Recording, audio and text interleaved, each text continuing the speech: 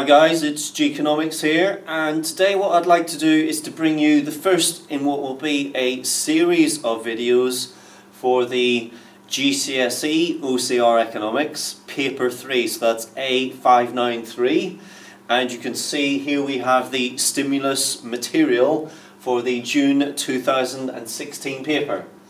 I think it's easier for me to just talk you through this rather than producing a slide presentation. And then I will provide you via a link down below. I will provide you with some questions, potentially exam questions, which you may wish to work through in preparation and anticipation of this exam. So this is our introductory page. Let's just have a little read through this and point out a few important things on this particular page. So it says, between 2007 and 2009, the global recession. So, just in very basic simple terms, you need to know what a recession is. So, it is a contraction in the economy and usually identified by 2 successive quarters of negative growth in an economy. That definition of 2 successive quarters of negative growth is very important. So, recession saw a decline in the rate of world economic growth. Since 2009, the global economy has bounced back and once again has been growing steadily. Nothing major in the rest of that. When rates of economic growth in various parts of the world are compared, there have been some important differences. It's estimated that all of the 40 fastest growing economies of the next 10 years will be in Africa, Latin America or Asia. Most of the 40 slowest growing economies will be in Europe. Now, of course, as we approach June 23rd, we have the EU referendum in this country, and this whole notion of being associated with the European Union, and in particular the whole Eurozone project, which has gone disastrously in the last number of years. It's no wonder, is it, that some of the slowest growing economies will be in the likes of Greece, Italy, Spain and so on, countries which have suffered so greatly from the global recession, but also being a part of this whole Eurozone project. One part of the world which is estimated to grow more slowly is the Eurozone. Other countries such as Mexico, Indonesia, Nigeria, Turkey and South Korea, the mints, very important that you're aware of that. That's sort of replacing the other well-known acronym, the BRICS, the Brazil, Russia, India, China, South Africa. But the mints are expected to become just as important, if not more fast-growing than the BRIC nations. And then you're asked, there are a few questions posed here, all of which are answered, or at least there are attempts made to answer these questions in the pages which follow. So I'm really today just going to talk primarily about figures 1, 2 and 3, and then give you some questions that you might wish to work on for figures 1, 2 and 3. So in figure 1 here, the students were interested to find out exactly when the global recession happened, how long it had lasted. They found the following chart. Okay, so we've got this chart, and what's the chart showing us? It's showing the annual percentage change in the value of real GDP and global exports of some categories of traded goods from 2002 to 2011. Now, this obviously it's figure 1, so it's going to form the early questions in your exam paper, and the early questions, of course, are fairly straightforward. They tend to be just sort of compare, define, calculate, those types of questions. So be prepared, be able to just read the data off the chart. I would say, I know you may find that very simple, but just do be prepared to be able to do that. You may be asked, for example, to compare, let's say, for example, real GDP. What happened to real GDP between 2004 and 2005? Was the global economy, bearing in mind that this is global real GDP, you might be asked to describe what happened to real GDP in the global economy between 2004 and 2005. Now, the one thing which you must not do is you must not look at this data and see, okay, this is about 5% here. Let's see, 1, 2, 3. Then in 2005, it's a little over 4%. What you must not say is that there was a contraction in the size of the global economy in that case. The bar in 2005 may be shorter than in 2004, but it is still positive. So the global economy was still growing, but at a slower rate, but it was still growing. You must be very careful of that when you're comparing any of these. So, look in 2004, we've got this enormous bar here up to sort of 12-13%, which is for manufactured goods. So there we have it in 2004, there we have it in 2005. Now you cannot again say that there was a contraction in the number of manufactured goods. It simply meant that they were still growing, but at a slower rate. And this whole notion of comparing bars which appear to be showing sort of negative growths, this is a deliberate attempt by the exam board to trick you and to trip you up. So just be very careful of that. So as I say, be prepared to just look at the data and to read off percentages, that type of thing. It's obvious, isn't it, ladies and gentlemen, where we can see the full impact of the global recession here in 2009. Obviously 2007 we still had global growth. 2008 we still had global growth, and we still had growth in all of these areas. But it's only in 2009 where we feel the real hit of the global recession. So you can see that there's a lagged effect there. There's a time lag because the actual recession kicked in sort of late 2007, early 2008. So there is a bit of a lagged effect there. So I think that's it really on that one. I can't see that you're going to be asked anything particularly complicated about this set of data. So let's move it on. Figure 2. With the global recession over, the future looked a little bit rosier, and whoever's put this data together has found these growth projections, so actual data and then some growth projections for real GDP. Now I ought to have mentioned, and let me mention it at this point, real GDP of course takes into account inflation. So when we look at a real GDP number, we know that all of this, be that 2.5% or 2.4%, we know that all of that is economic growth. None of it is due to price rises or inflationary pressure, because we know it's a real GDP number as opposed to a nominal GDP number. Very important. And again, you're given this data, again, just be able and prepared to pick data out of it. You may be asked to calculate various things on it, and I'll give you examples of the types of things that you may be asked to calculate. It's obvious, ladies and gentlemen, that these countries here and these economies are not only growing faster at the moment, but projected to grow faster than the advanced economies, the developed economies of the Western world. Particularly interesting, of course, is the Eurozone area, the sick man of Europe here. We've got the likes of Italy and Spain, as opposed to Germany, which is, of course, the real driving force behind the Eurozone, and the economy which really keeps everything ticking along in the Eurozone. So where these numbers are negative, obviously means that the economies in these areas are contracting and getting smaller. Where they're positive, they're getting larger. And again, don't be tricked into giving an incorrect answer. So we've got growth here in 2012 in the United States of 2.8%, growth in 2013 of 1.9%. So it's gone from 2.8 to 1.9. That does not mean the economy is shrinking. It means it's still growing, but at a slower rate.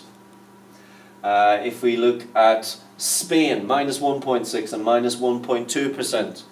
Contracted by minus 1.6% in 2012, contracted by minus 1.2% in 2013, so still contracting, but at a slower rate. And then you look at some of these other economies here, Sub-Saharan Africa. These economies very rich in minerals and resources, and so when an economy is recovering and getting back on its feet again, when the global economy is recovering, when the demand for raw materials is rising rapidly, these economies, which are very resource rich, do very well.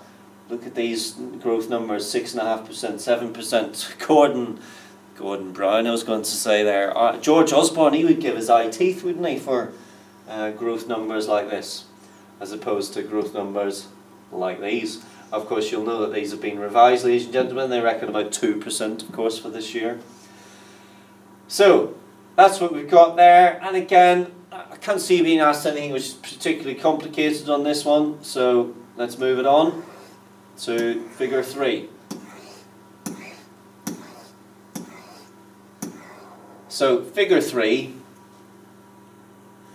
identifies, so this is sort of advantages, disadvantages. I would say you need to be prepared for an evaluate question here with regard to reasons for and against the causes of economic growth.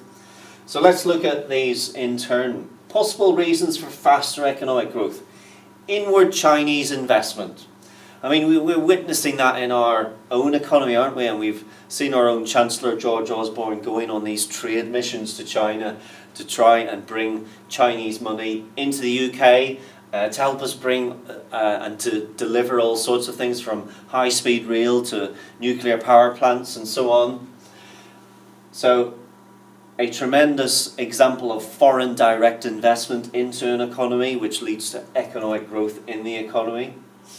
There are, of course, downsides to this because, as we well know, and the poor people of Port Talbot who are working in the steel industry know, investment from abroad tends to be, as Joseph Stiglitz says, tends to be very footloose.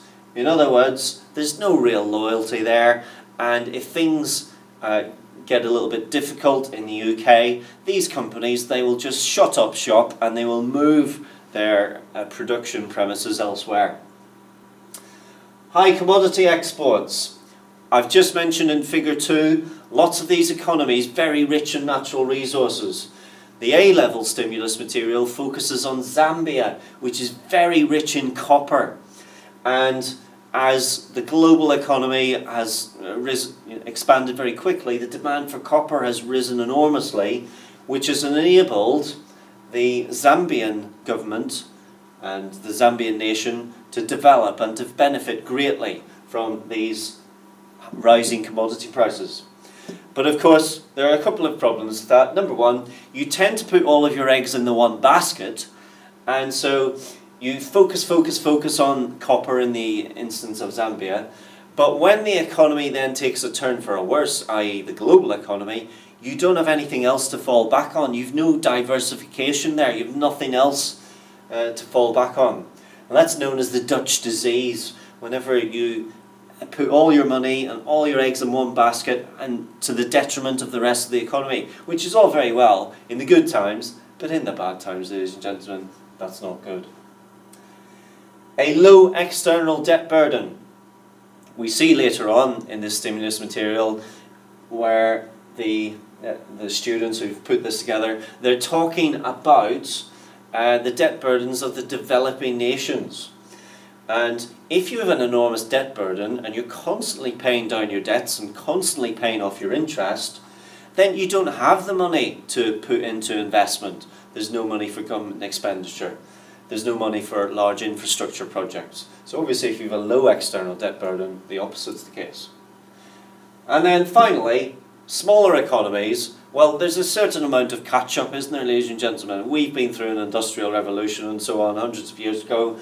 And similarly, as other countries go through their own revolution, they catch up quickly. So there's a certain trajectory of growth in the initial stages for a very small economy, which is very, very positive and very sharp.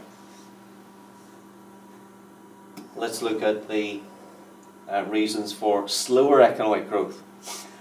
Exposure to the financial crisis. We live, ladies and gentlemen, in a globalized world, as you know, globalization being a major feature of this.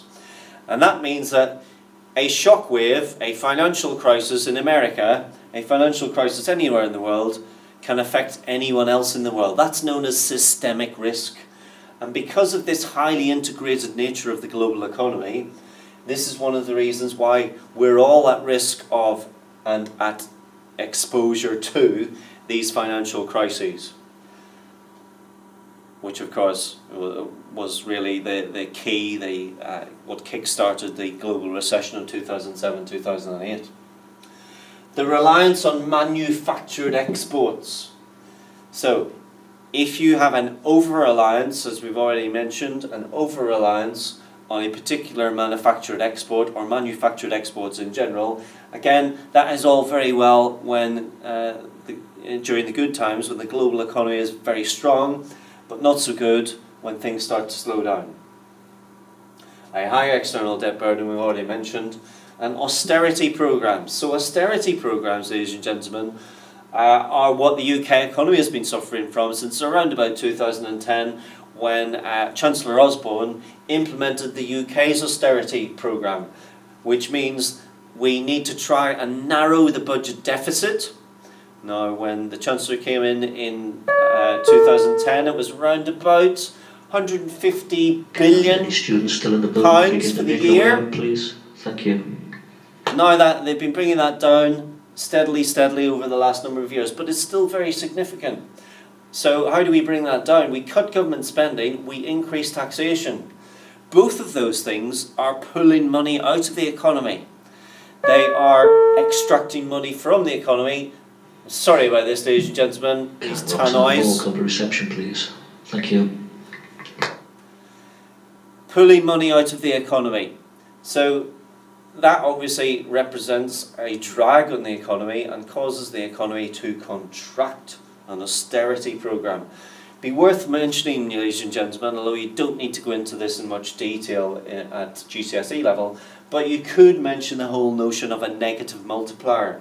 So what we mean by that is, if you pull out £10 of government spending, because of this thing called the multiplier effect, the contraction of national income, the contraction of the economy will be bigger than £10, so it might be £20, £30, £40.